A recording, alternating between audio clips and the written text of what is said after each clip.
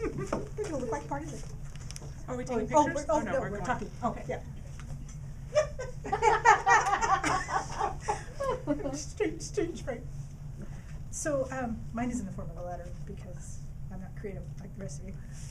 That's your creativity. And so in this letter to you, Mina, what we're saying is you don't really need any advice. You and Jason already have all the tools you need, and you have all the love you need. And all this advice, it's wonderful, but it's just icing. You guys already know what you need to do, right?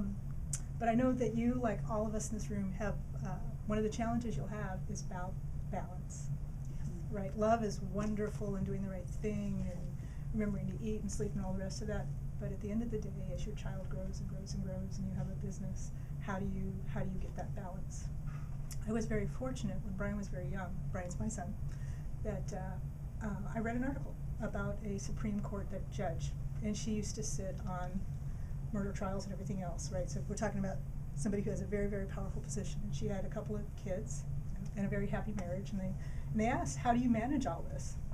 And she goes, well, you have to prioritize. And the way I prioritize is based on what will matter the most to whoever I'm dealing with in 5 years. Mm-hmm. Because you get caught up in the moments, you get caught up in the excitement, you get caught up in the dramas. But if you can just stop and say, who will this matter the most to in 5 years, it helps you prioritize. And she used an example about her eldest son was on a championship basketball team. And anybody who's ever followed basketball knows that there are hundreds of games in a season.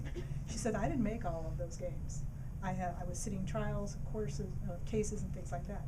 But I made it to every one of his playoff games and to his championship game, and he knew that I would be there. So she never got a whole lot of kickback from her family because they knew that if it was really important, she was going to be there. So another point that I made in here was that our life is full of thousands of moments. And while it's good to be present, don't get hung up on it. If you miss the first time they sneeze, it's okay. They're going to do it again. They're going to walk, and they're going to talk, and they're going to say Dada 4 billion times. So, don't get wrapped around the axle that the 1st or the 15th or the 12th is especially significant. Right? And I'm here to represent the godfather, Angelo. Angelo is really Italian. My fiance. And he wanted me to pass along 2 bits of advice as well. So we got the godfather here. All right. And he has 2 kids, one who's 30 and one who's 27. And he said his 2 hardest won lessons was about forgiveness. You have to start by forgiving yourself. Because if you don't, you spend a whole lot of time wasted on feeling guilty about things that happened in the past. And all they're doing is robbing the present. So live with it, learn from it, and let it go. And you let it go by changing the channel when it floats up in your head. Switching. And then the second thing he said was modeling. No matter what you say, it's what you do. Mm-hmm. That's what your kids remember. And when you blow it, see rule number 1. Forgiveness. Forgiveness. And then what I wrapped up on here was some examples of things that I did with my son.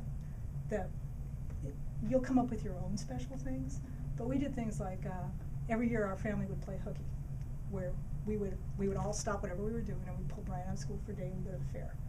Mm-hmm. We never lied to the school, we just said we have a family event. But yeah, it's about having fun. It's about learning to let go.